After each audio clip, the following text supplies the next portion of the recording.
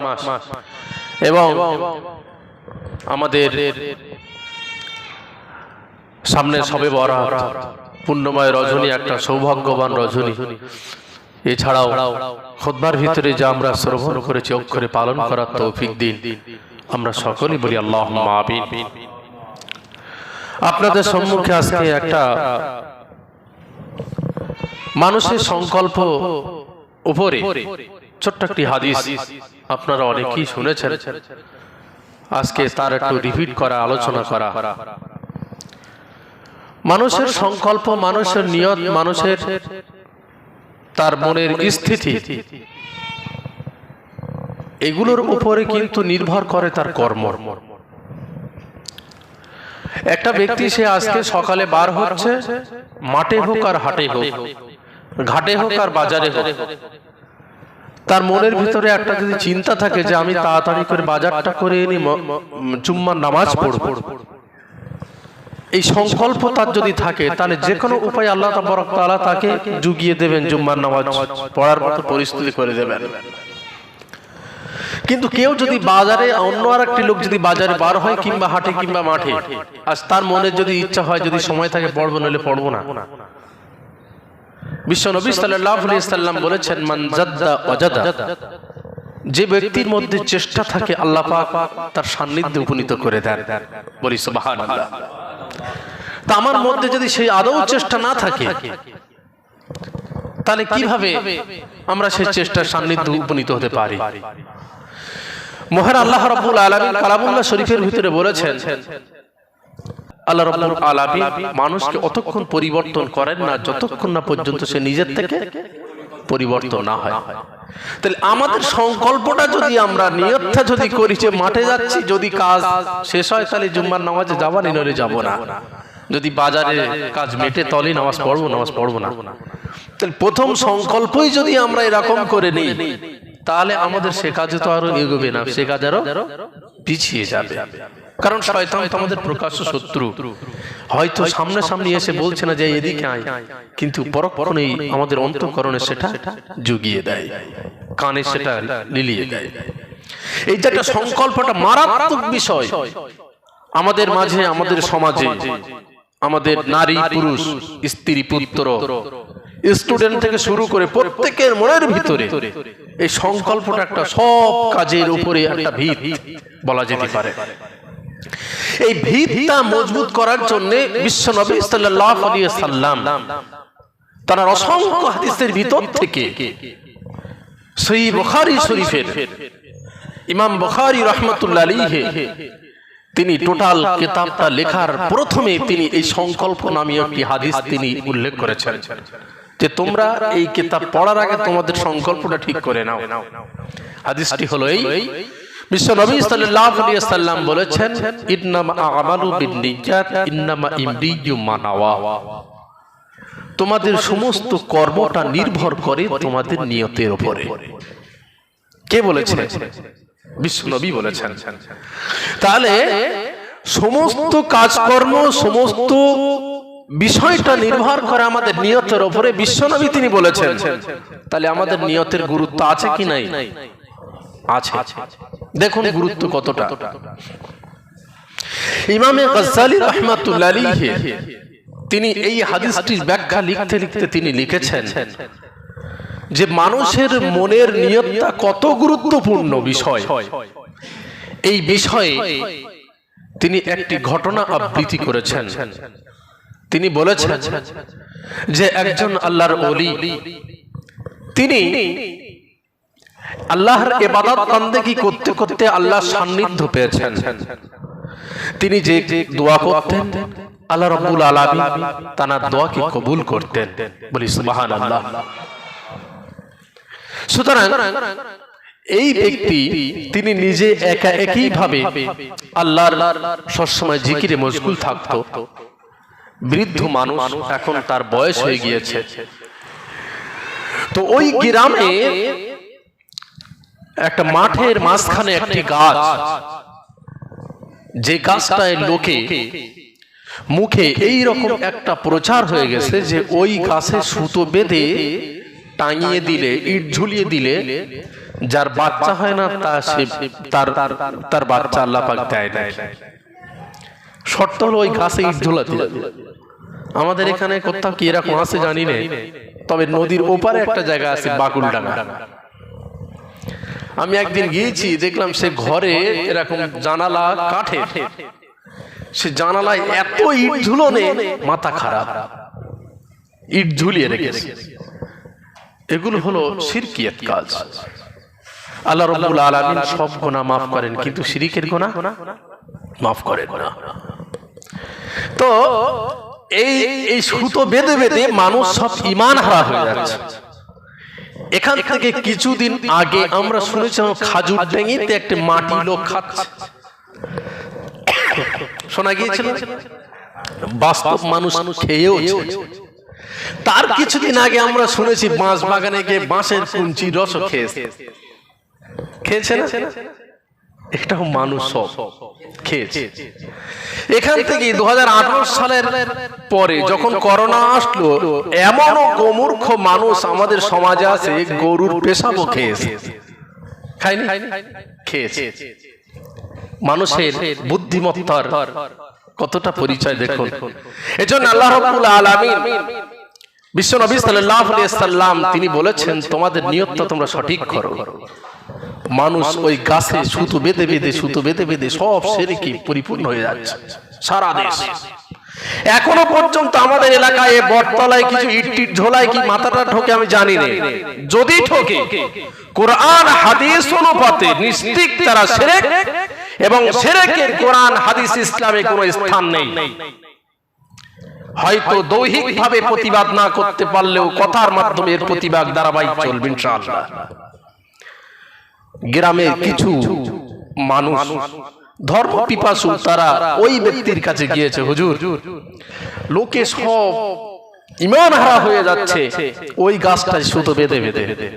তো হুজুর চলেন, আপনি গিয়ে ওইটা একটু বারণ করেন, আর নইলে গাছটা কেটে দেন।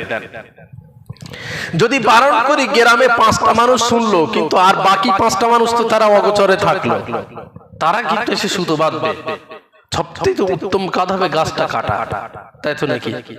গাছ কেটে দিলে সমস্যা সমাধান, গোড়া বড় মেরে দাও। তো হুজুর বলছে, বাবা আমার বয়স হয়ে গেছে, আমি পারি, তোরা ইয়ং ছেলে, তোরা যা। তো বলছে আমাদের ভয় লাগে, ওই গাছে যদি আবার কিছু হয়, সুতরাং আপনি যে একটু কাটেন। তো গ্রামে ধর্ম পিপাসু অনেক যুবক ছিলেন এবং অনেক মুরব্বীদের করুণ আবেদনে ওই আল্লাহর বান্দাটি রাজি হয়ে গেল, বলে ঠিক আছে আগামী কালকে যাব, কুরুল আমার একটা জোগাড় করে দিস। গ্রামের লোকেরা যারা আবেদন করেছিল তারা একটা কুরুল তাকে দিয়ে দিল। সেই কুরুলটি নিয়ে কাঁধে করে পরের দিন ফজরের নামাজ পড়ে ওই ব্যক্তি সেই গাছ কাটতে বার হয়েছে।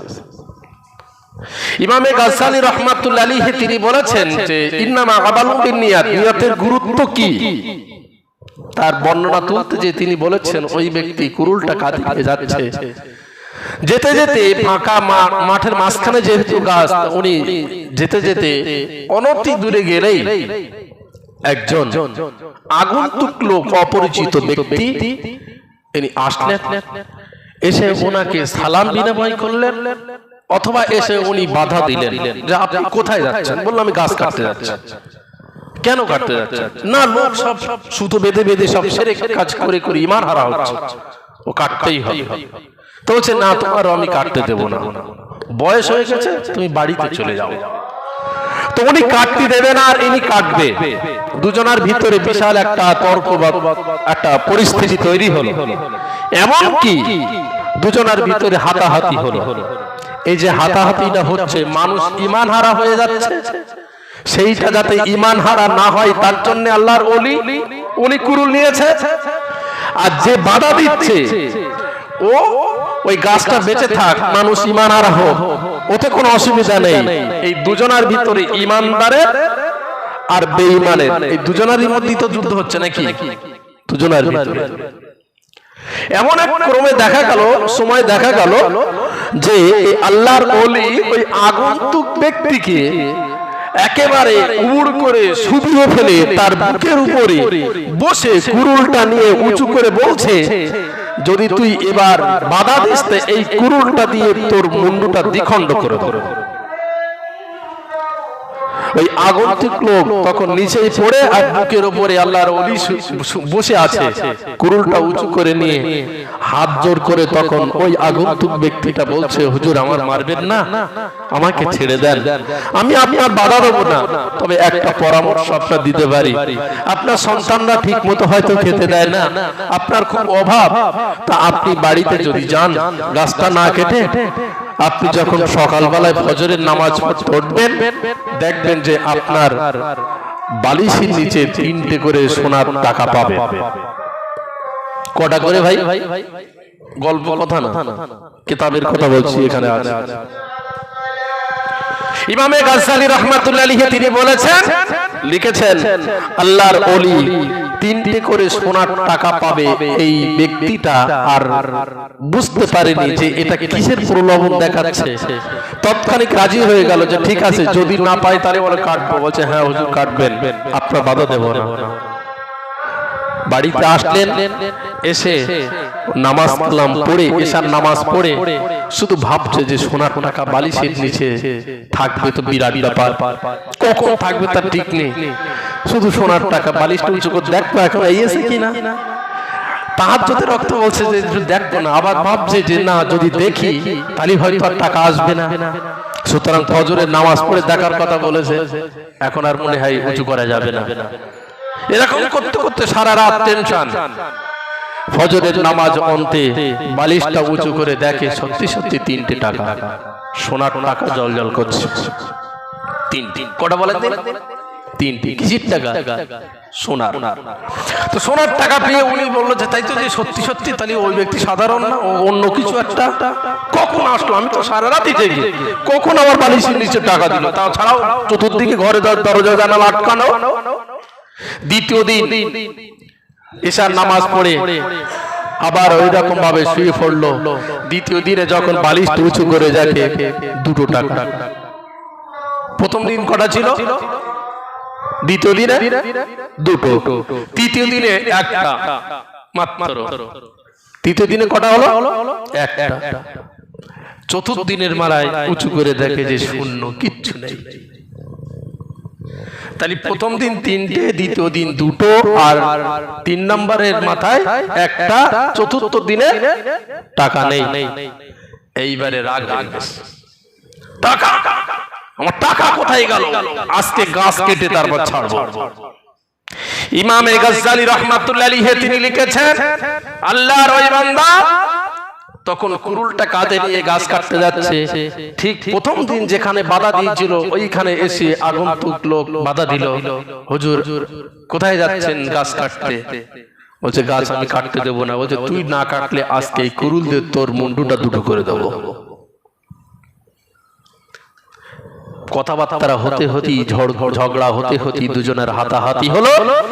প্রথম দিন আল্লাহর ওলিটা ওকে শুবিয়ে দিয়েছিল, বুকের উপর আল্লাহর ওলি বসেছিল। আজকে এই ওলি বান্দাটা নিচে শুয়ে পড়েছে, আর ওই আগন্তুক শয়তান নামীয় বান্দাটা আল্লাহর ওলির বুকের উপরে বসে বলছে এই কুরুলটা কেড়ে নিয়ে তোর এক্ষুনি আমি 2টো করে দেবো, আর যাবি এখন কাটতে। তখন এই বান্দাটা বলল যে না, আমার ছেড়ে দাও, আমি যা পারিস তুই করিয়ে দা। ইমামে গাজ্জালী রাহমাতুল্লাহ আলাইহি তিনি লিখেছেন ব্যাখ্যায়, এই উদ্ধৃতি দিতে বিশ্বনবী সাল্লাল্লাহু আলাইহি ওয়াসাল্লাম তিনি বলেছেন, ইন্নামা আমালু বিনিয়াতি ইন্নামা ইমরিকি মানাওয়া। কোন মানুষ যে কাজ করে সে কাজে নির্ভর করে কিন্তু তার নিয়তের উপরে। এই ব্যক্তিটা আল্লাহর ওলি যখন গাছ কাটতে যাচ্ছিল তখন নিয়ত ছিল মানুষ ঈমান হারা হচ্ছে, ঈমানকে বাঁচানোর জন্য আল্লাহর ওলি গাছ কাটতে যাচ্ছিল।